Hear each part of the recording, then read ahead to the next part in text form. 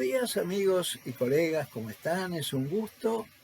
encontrarnos en este primer video de este canal de Fierros, Física y Filosofía. Designación un tanto extraña, digamos, la que yo le he dado a este canal, tan extraña que quizás me parece que vale la pena una pequeña aclaración de cuál es la razón de esta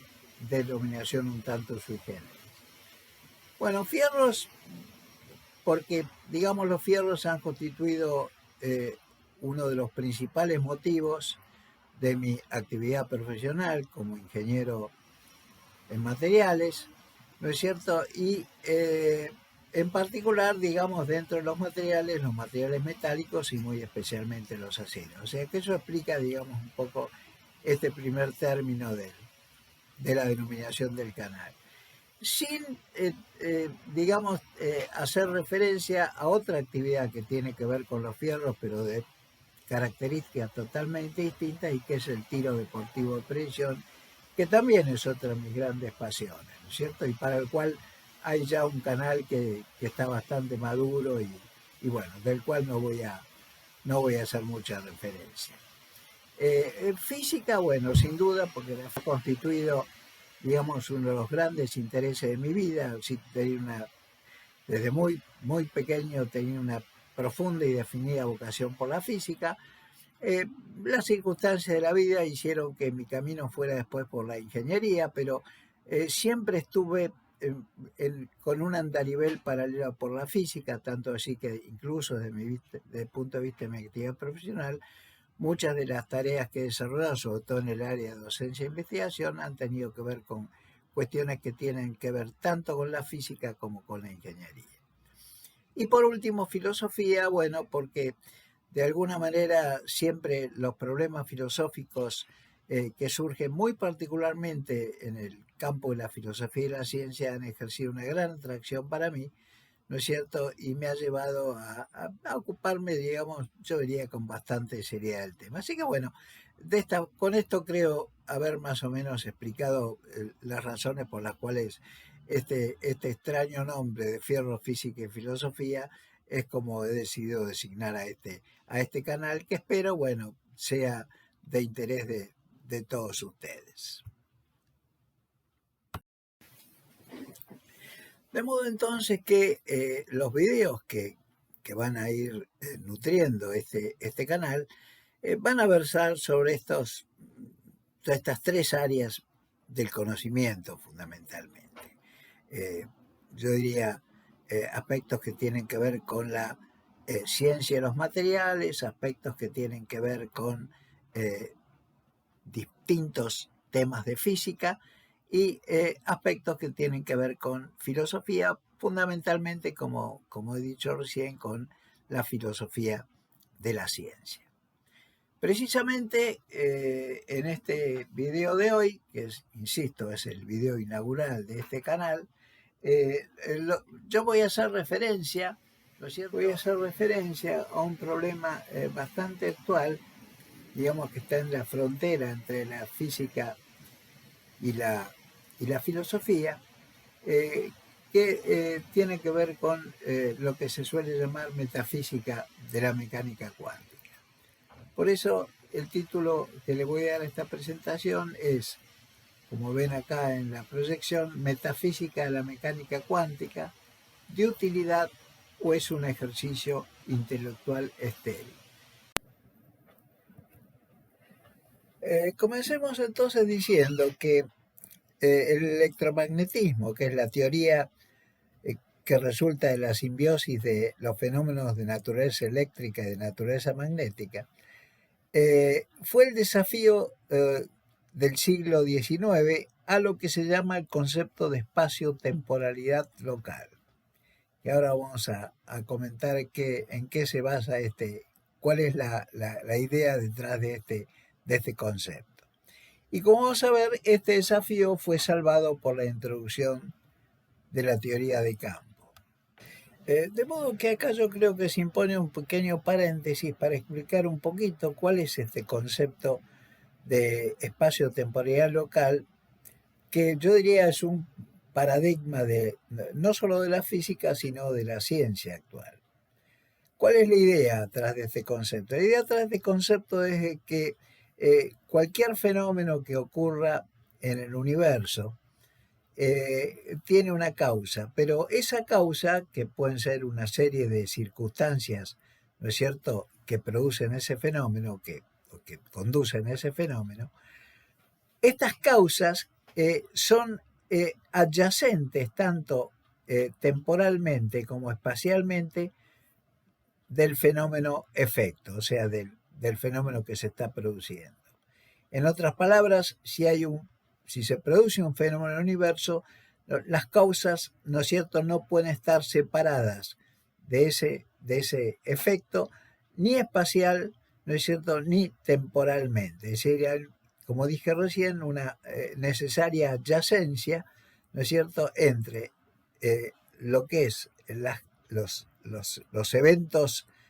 causa y el evento efecto, o sea, el fenómeno que se produce. En este sentido, digamos, este concepto de espacio-temporalidad local echa por tierra, ¿no es cierto?, la vieja concepción de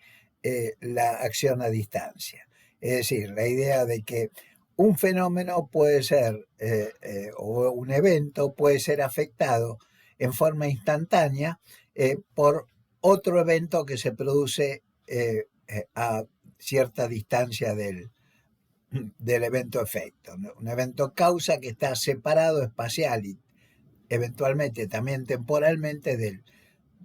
evento efecto. Los fenómenos de origen electromagnético, los fenómenos gravitatorios, pueden en principio sugerir la existencia de una acción a distancia, porque digamos, yo tengo por ejemplo el caso de dos cuerpos, ¿no es cierto?, magnetizados, y bueno, sabemos que aún estando a distancia, ¿no es cierto?, hay un efecto de uno sobre el otro. Lo mismo, dos masas, ¿no es cierto?, van a ejercer una acción gravitatoria, el uno sobre la otra, ¿no? Pero lo que viene, de modo que acá uno podría pensar que hay una acción a distancia, pero lo que viene a resolver el tema, lo que viene a salvar el concepto de espacio-temporalidad local, obviamente es el concepto de campo, porque desde este punto de vista, en función de este concepto, ¿no es cierto?, si yo tengo una masa gravitatoria o eventualmente un cuerpo magnetizado, ¿no es cierto?, que tiene un cierto campo magnético, precisamente, ¿no es cierto?, esa masa o ese cuerpo que tiene cierto magnetismo, lo que está produciendo es una perturbación en el espacio, ¿no es cierto?, y es esa perturbación al propagarse, que ya por lo pronto tiene una cierta demora, que será muy breve porque esa propagación se transmite a la velocidad de la luz, ¿no es cierto? Pero recién cuando esa propagación en el espacio-tiempo producida por esa masa o por ese campo o por ese cuerpo magnetizado alcanza el otro cuerpo, recién entonces, ¿no es cierto?, ese otro cuerpo siente el efecto del primero. O sea que de nuevo, ¿no es cierto?, acá no estamos violando la espacio-temporalidad local, porque es, digamos, el campo es el medio a través del cual, ¿no es cierto?, el efecto del primer cuerpo se hace sentir sobre el segundo. Ahora bien, es interesante destacar que ahora la mecánica cuántica también apareció en escena, planteando un desafío enteramente nuevo a la localidad espacio-temporal. Y en ese sentido resulta notable que aún ahora, con el siglo XXI ya bien iniciado, tanto filósofos como científicos continúan luchando con este mismo desafío, con este mismo problema. Digamos que la teoría de la relatividad proveyó un poderoso argumento para interpretar que las interacciones electromagnéticas obedecen dicha localidad espacio-temporal. En lo que hace a la mecánica cuántica, podemos decir muy brevemente que fue desarrollada inicialmente en los años 20 del siglo pasado por físicos como Werner Heisenberg, alemán, Erwin Schrödinger, austríaco, y Max Born, también físico alemán. Acá, digamos, como una ironía, yo puse la foto de, de otro Heisenberg, pero no Werner Heisenberg, sino el fabricante el que producía la droga sintética en la serie Breaking Bad,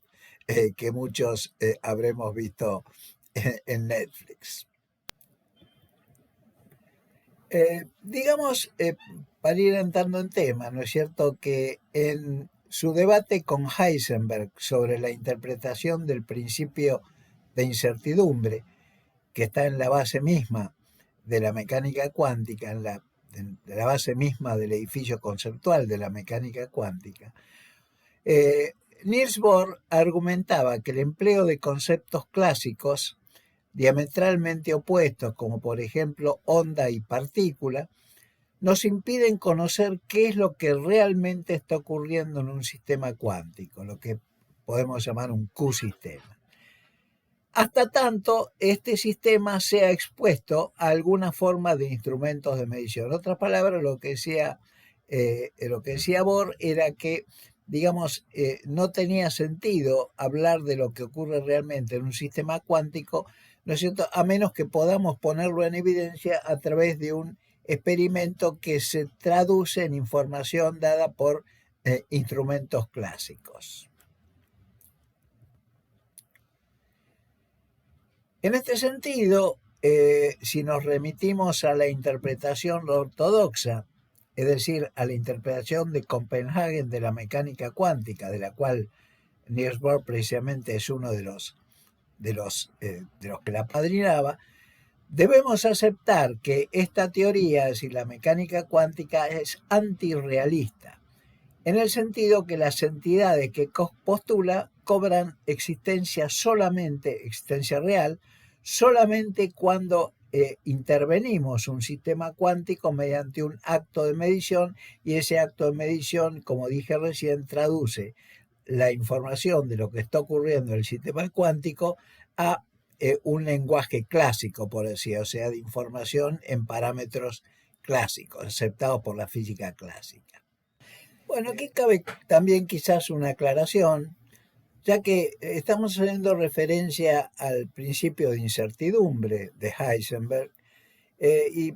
digamos vale la pena mencionar, aunque sea muy brevemente, en qué consiste este principio, que como dije, está en la base conceptual misma de toda la construcción teórica de la mecánica cuántica moderna. Lo que nos dice el principio de incertidumbre es que cuando tenemos una partícula cuántica, si ustedes quieren una partícula subatómica, por ejemplo, es imposible, digamos, en general, conocer al mismo tiempo, ¿no es cierto?, la velocidad, si ustedes quieren, en términos más generales, la cantidad de movimiento, que es el producto de su masa por la velocidad, y la posición de la partícula. Esto, por supuesto, está totalmente en contra de nuestra experiencia cotidiana, ya que nosotros sabemos que si vamos refinando, ¿no es cierto?, nuestras técnicas de medición, siempre podemos llegar a conocer prácticamente con un error arbitrariamente pequeño la velocidad, o si ustedes quieren, la cantidad de movimiento y la posición de una dada partícula que se encuentra en movimiento. Esto es negado, digamos, por el principio de incertidumbre, que dice que en el límite, ¿no es cierto?, nunca podemos conocer exactamente para una partícula en forma simultánea, esto es muy importante, su cantidad de movimiento y su posición. Y por esta razón podemos decir que, o por lo menos se argumentaba, ¿no es cierto?, según la interpretación de Copenhagen, ¿no es cierto?, que la mecánica cuántica es una física o una teoría no realista o antirrealista, porque de alguna manera está negando lo que nuestro sentido común nos dice de que lo que la realidad nos enseña, es decir, ¿no es cierto?, que yo puedo conocer, o que una partícula, no solamente que yo puedo conocer, sino que una partícula en un dado momento tiene necesariamente una dada velocidad, o si ustedes quieren, una dada cantidad de movimiento y una posición. ¿No es cierto? Según la mecánica cuántica tradicional, o sea, según la interpretación de Copenhagen, ¿no es cierto?, no tiene sentido esta afirmación, porque si yo no puedo medir, ¿no es cierto?, con precisión total la cantidad de movimiento y la posición de la partícula en un dado instante, no puedo afirmar de que esa partícula tiene una cantidad de movimiento o tiene una cierta posición. Y por eso decimos que esta interpretación es básicamente antirrealista. Digamos que Einstein fue siempre escéptico respecto de esta interpretación, afirmando que si bien el principio de incertidumbre impide el conocimiento simultáneo de variables conjugadas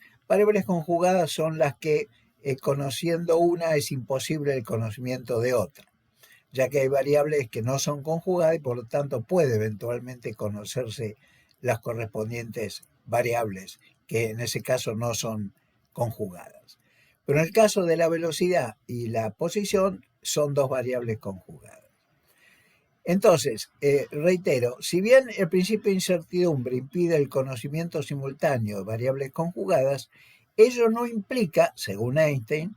que no tengan en todo momento un valor perfectamente definido. De acuerdo con este criterio, la mecánica cuántica sería una teoría no antirrealista, sino incompleta, ya que no puede manejar todos los elementos de la realidad y que hay aspectos de los sistemas cuánticos a los que no tenemos acceso por el principio de incertidumbre, pero que tienen existencia real. Estos aspectos constituyen lo que se denomina teorías de variables ocultas. Einstein, con sus colaboradores de Princeton, Boris Podolsky y Nathan Rosen, presentaron un trabajo en el año 1935 en el que argumentaban que la interpretación de Copenhagen era incorrecta y que en realidad había algún mecanismo subyacente que solo daba la apariencia de incertidumbre e impredictibilidad a nivel cuántico, pero que en realidad esas variables a las cuales no se podía acceder experimentalmente, ¿no es cierto?, existían y representaban una porción de la realidad. Dado que esta presentación no está dirigida a especialistas ni a conocedores en profundidad de la mecánica cuántica, es importante, digamos, que aclaremos algunos conceptos que vamos a utilizar enseguida, para que puedan ser seguidos sin mayores inconvenientes por aquellos que no están, digamos, informados respecto de la teoría, digamos, de los detalles de la teoría de la mecánica cuántica. En este sentido, uno de los conceptos que es importante mencionar y que está en la base misma de la construcción teórica de la mecánica cuántica es el concepto de función de onda. La función de onda no es nada misterioso, es una expresión matemática en general compleja que contiene toda la información que nosotros queremos tener respecto de un sistema cuántico determinado. Un sistema cuántico, como creo que ya lo dije, puede ser de un electrón, que sería un sistema cuántico muy simple, ¿no es cierto?, a un conjunto de electrones, o si no, digamos, partículas que interaccionan entre sí. El grado de complejidad, digamos, en ese sentido no está limitado. Pero independientemente de la complejidad del sistema cuántico que estemos analizando, insisto, siempre puede definirse una función de onda, ¿no es cierto?, que contiene información que a nosotros nos interesa obtener de ese sistema. Y digo que la información que nos interesa obtener porque, digamos, la función de onda puede estar dejando a lo mejor afuera el conocimiento de algunas variables, pero que no son relevantes para nosotros y por lo tanto no constituye una limitación en el conocimiento que nosotros queremos tener de ese sistema. Sea como sea, tenemos entonces esa función de onda que nos que contiene la información que nos interesa de ese sistema. Esa información puede ser, por ejemplo, posición, cantidad de movimiento, momento cinético, en fin, las variables que sean, ¿no es cierto? Pero para extraer los valores de esas variables de la función de onda hay que intervenir esa función de onda, hay que aplicarle esa función de onda lo que se llama un operador cuántico. El operador cuántico, más allá de que la palabra, de que la expresión puede sonar un poco extraña, no es nada más que una expresión matemática que aplicada, ¿no es cierto?, a la función de onda nos devuelve, ¿no es cierto?, la información que estamos buscando. Así es, así que hay operadores cuánticos para obtener la posición, la velocidad, la cantidad de movimiento, el momento cinético, etcétera. Hay la energía. Nosotros, los operadores cuánticos son especializados en ciertas variables, para obtener ciertas variables. Pero consideremos un sistema cuántico particularmente simple, como puede ser el caso de un electrón aislado, ¿no es cierto? Y bueno, la experiencia nos enseña que ese electrón, dentro de las variables que lo caracterizan, como puede ser su masa, su carga eléctrica, su posición, su cantidad de movimiento, tiene una variable adicional que se denomina momento cinético intrínseco o spin, digamos, de ese electrón. No es una variable que tenga una analogía clásica, de alguna manera, digamos, podemos hacernos como imagen lo que es el momento cinético de una partícula cargada que está en órbita, ¿no es cierto? No interesa demasiado. Aceptemos, digamos, que el spin es una propiedad particular, digamos, de estos sistemas cuánticos, como el caso, por ejemplo, de un electrón. Y la experiencia enseña de que esta propiedad, este spin, que está representado por un vector, o sea, es una magnitud vectorial, digamos, el spin,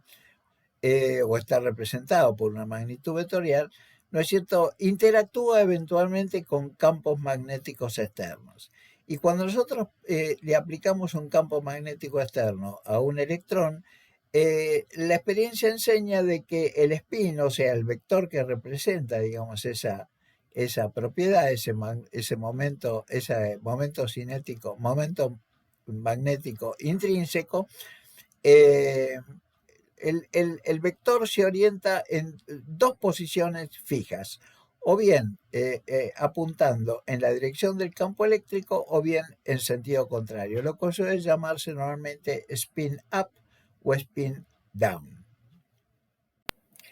De modo entonces que para un sistema cuántico, un Q-sistema, descrito por un vector de estado psi, sobre el cual el resultado de una dada medición tiene dos posibilidades, como podría ser, como acabamos de decir, la determinación de la dirección del spin de un electrón en algún sistema de referencia de laboratorio, por ejemplo, un campo magnético producido en el laboratorio. Como ya hemos dicho, hay dos posibles resultados, o bien spin up o bien spin down.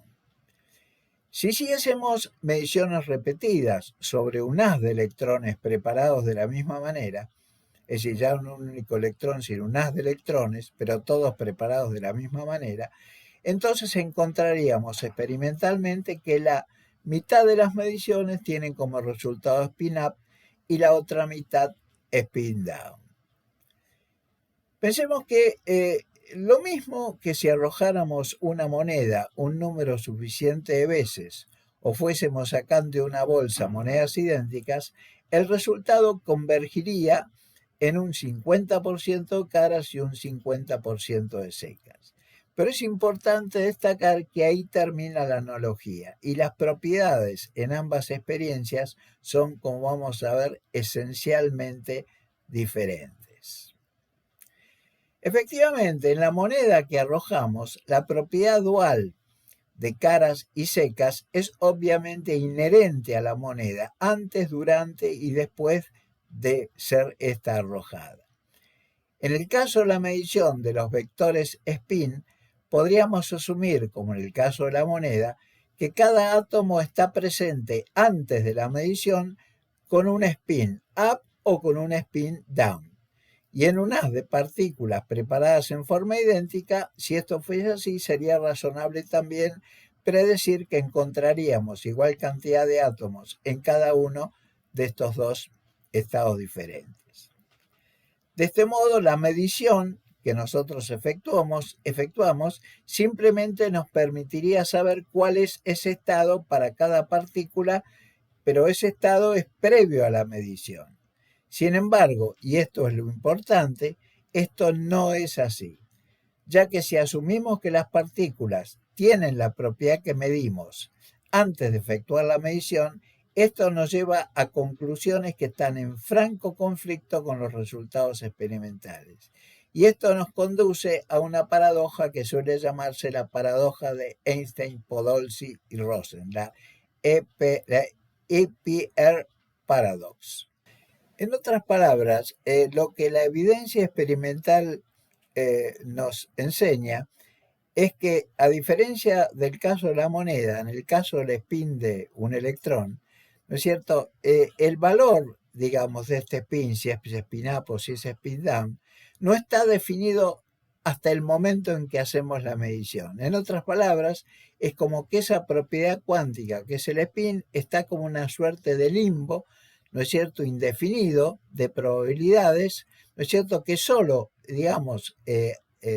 se hace presente en la realidad, es decir, emerge a la realidad cuando nosotros hacemos la medición de esa propiedad. Y no podemos saber a priori, ¿no es cierto?, si eso va a ser un valor positivo o negativo, o sea, de spin up o spin down. El dilema introducido por esta paradoja de Einstein, Podolsky y Rosen, en el sentido de que lo paradojal es que tenemos una propiedad que, digamos, solamente se manifiesta a la realidad una vez que la medimos, o sea, que no está previa, que no existe previa a la medición, y en eso consiste básicamente la paradoja. Perteneció al ámbito de la metafísica hasta que se produjo el vuelco conceptual producido por el trabajo del físico holandés John Bell, o ya lamentablemente fallecido hace bastante tiempo, del CERN en 1964, que dio origen a la llamada desigualdad de Bell, que habilita por primera vez, por lo menos en términos teóricos, la posibilidad de emplear una metodología experimental para dirimir el dilema introducido por esta paradoja EPR. Bell se dio cuenta, acá tenemos a Bell en la imagen,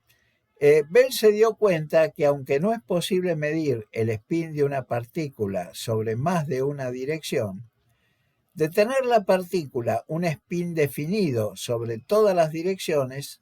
hay consecuencias confirmables experimentalmente.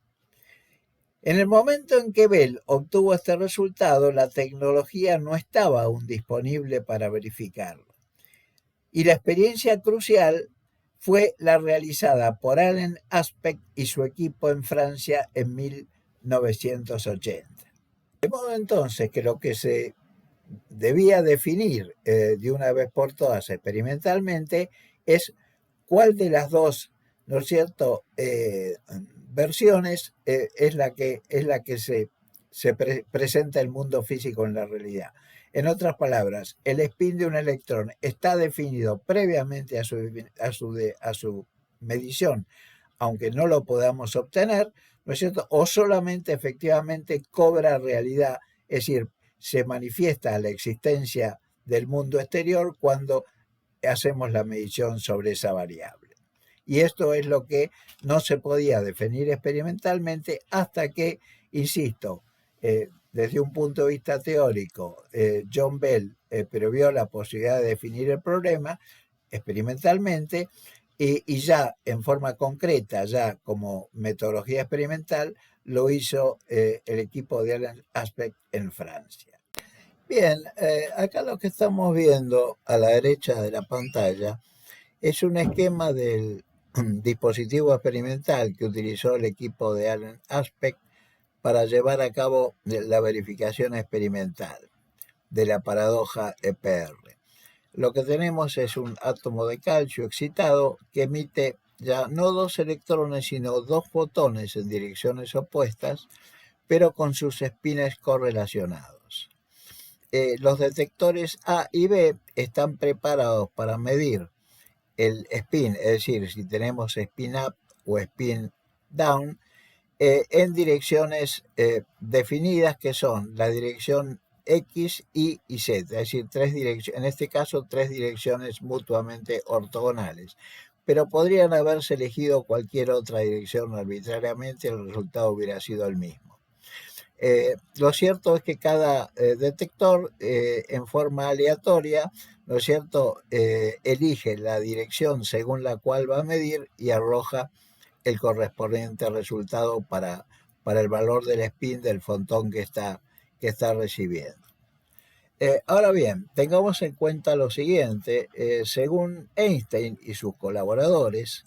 cada par de fotones lleva consigo el mismo programa, llamémoslo programa,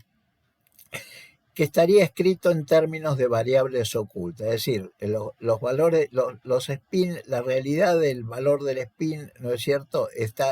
existe independientemente, está presente independientemente de que podamos o no determinarlo.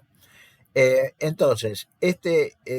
programa, escrito en términos de variables ocultas, determina el valor de cada medición según los ejes X, Y y Z.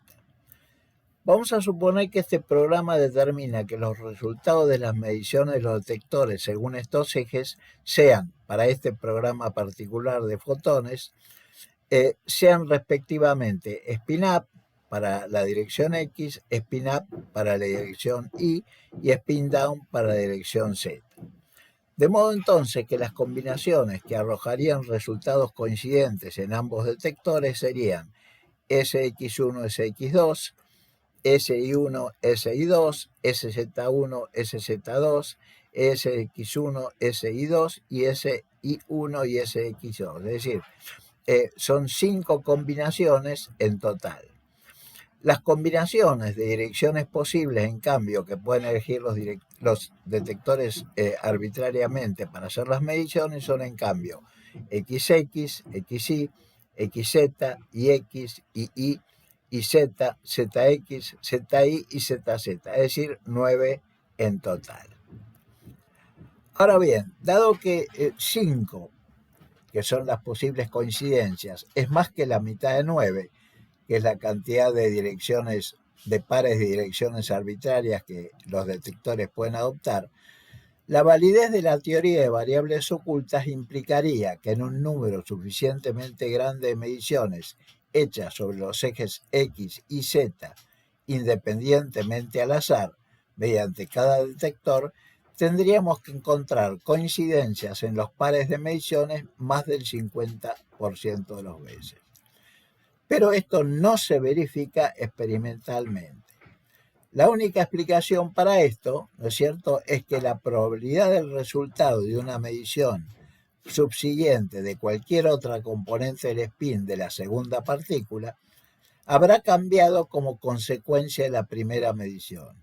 aún estando las partículas separadas espacialmente por una distancia arbitraria y sin aparente interacción entre ellas. Por esta razón es que se dice que la mecánica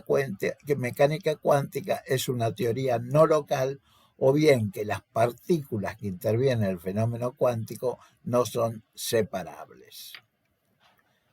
De modo que, si bien en este análisis hemos considerado el programa particular spin up, spin down para las direcciones X y Z respectivamente, cualquier otro programa arrojaría las mismas conclusiones. Y lo mismo cabe consignar si, en lugar de considerar mediciones según tres direcciones definidas, en este caso X y Z mutuamente ortogonales, se hubiesen considerado direcciones arbitrarias, direcciones cualesquiera. La refutación experimental de la teoría de variables ocultas, que es a lo que nos conduce los resultados de esta experiencia, nos lleva a la antiintuitiva conclusión que en los fenómenos cuánticos parece no cumplirse la localidad espacial y se pone de manifiesto una suerte de acción a distancia. Además, la inexistencia de variables ocultas introduce un indeterminismo esencial en lo que hace al resultado de las mediciones de variables dinámicas en general, porque esto significa que la probabilidad del resultado de una medición subsiguiente de cualquier otro componente del spin, en este caso de la segunda partícula, habrá cambiado como consecuencia de la primera medición, aún estando las partículas separadas espacialmente por una distancia arbitraria y sin aparente interacción entre ellas. Por esta razón es que decimos que la mecánica cuántica es una teoría no local, o bien que las partículas que intervienen en estos fenómenos cuánticos no son separables. Bueno, y aquí nos estamos encontrando con lo que podríamos llamar la esencia, la cruz o el meollo, digamos, de la teoría cuántica, que nos dice que si la teoría de variables ocultas no existe, esto quiere decir que esas variables, ¿no es cierto?, no existen en el mundo real hasta tanto no se pongan de manifiesto a través de un experimento.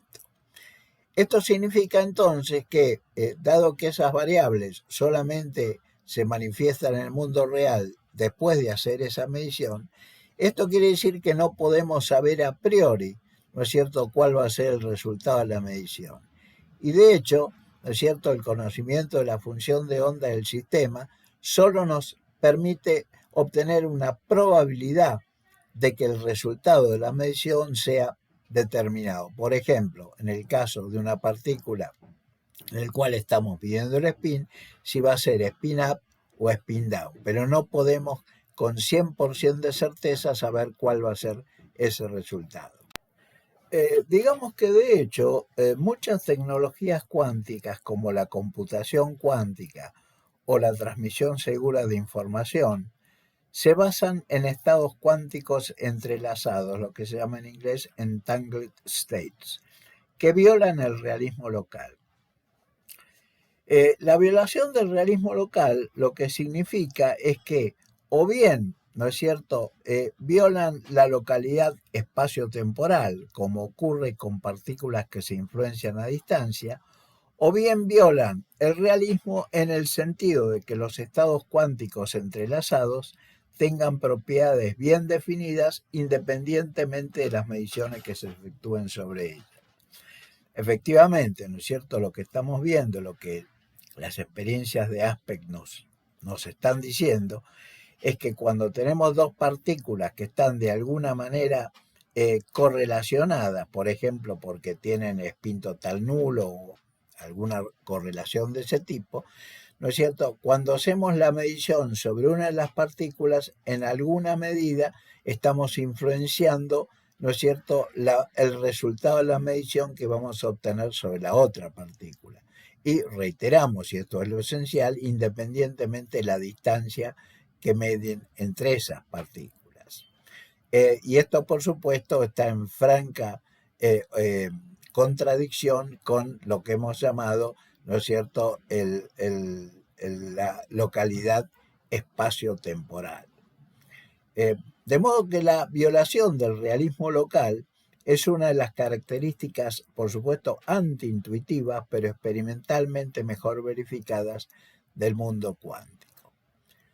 En este caso, ¿no es cierto?, de dos partículas de alguna manera correlacionadas, la función de onda del sistema, psi x1, x2, t, es decir, la función de onda depende de las posiciones x1, x2 de ambas partículas y del instante t, la probabilidad de hallar una de las partículas en una dada posición depende de la posición de la otra partícula por muy alejada que se encuentre. Esto en la literatura anglosajona suele llamarse spooky action at a distance, algo así como acción a distancia fantasmal. Fijémonos, ¿no es cierto?, de que esta extraña interacción a distancia no solamente es extraña, sino que además está violando o estaría violando uno de los principios básicos de la teoría de la relatividad especial, que nos dice que la velocidad de la luz es un límite imposible de superar por cualquier entidad física, ¿no es cierto? Y acá estamos viendo que de alguna manera, en forma instantánea, ¿no es cierto? La presencia de una partícula, o si ustedes quieren, la medición que hacemos sobre una partícula, altera de alguna manera la medición que podemos hacer sobre la segunda partícula. La forma en que en general podemos de alguna manera eludir esta contradicción con un aspecto de la física que está totalmente aceptado, como es la relatividad especial y sus postulados, ¿no es cierto? Es que en realidad las dos partículas no son dos entes independientes, sino que constituyen una suerte de totalidad, o sea, un sistema, ¿no es cierto?, en el cual las dos partículas tienen existencia, ¿no es cierto?, real y están de alguna manera correlacionadas independientemente de la separación espacio-temporal que pueda mediar entre ellas. Esta, por supuesto, es un concepto antiintuitivo, ¿no es cierto?, que de alguna manera va muy en contra de lo que tenemos muy establecido, digamos, intuitivamente, que es, digamos, el concepto de localidad espacio-temporal, ya que aunque nosotros consideremos, ¿no es cierto?, la evolución de un fenómeno, siempre lo podemos de alguna manera dividir, ¿no es cierto?, en instancias espaciotemporales locales que una adyacentemente sobre la otra da como resultado la evolución del fenómeno. De modo entonces que la evidencia experimental nos obliga a aceptar que en el mundo cuántico, ¿no es cierto?, puede haber una deslocalización, ¿no es cierto?, de los sistemas, que de alguna manera nos resultaría inaceptable desde el punto de vista de nuestra experiencia cotidiana en el mundo macroscópico. Así que bueno, estimados amigos, con esto terminamos esta visión un poco abuela pájaro de algunos aspectos de la mecánica cuántica, ¿no es cierto? Esperemos que este video les haya resultado de algún interés y bueno, me despido cordialmente de ustedes y esperando verlos nuevamente en el próximo video de esta serie de Fierros, Física y Filosofía.